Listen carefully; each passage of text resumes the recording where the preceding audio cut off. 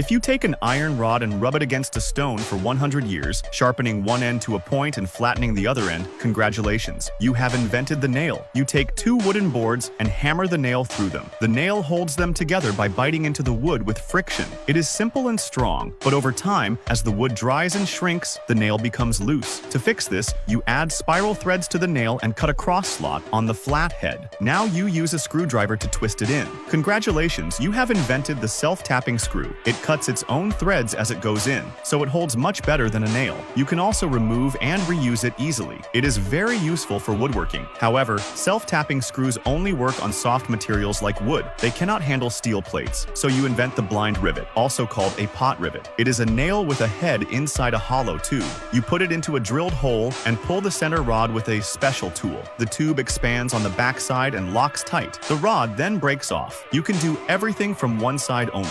It is perfect for thin sheets, like refrigerator bodies and aluminum doors and windows, but blind rivets are one-time use. Once removed, you need a new one, and they do not work on thick materials. Next, you make one end of the rod into a hexagon shape and add threads on the other end. You add a matching nut. When you tighten the nut, it pulls the bolt tight and creates strong clamping force. It can handle very high pulling and shearing forces. You can remove and reuse it anytime. It is now the most important fastener in machines, cars, bridges, and buildings. However, bolts can loosen from vibration, so you often need washers or glue. You also need space on both sides to tighten them. Finally, you heat a steel rod until red hot. Push it through the hole and hammer both ends into mushroom shapes. As it cools, it shrinks and clamps the parts together tightly. It is stronger against shear than bolts, never loosens, needs no threads, and is simple to make. For places where nothing can ever come loose, rivets are the best.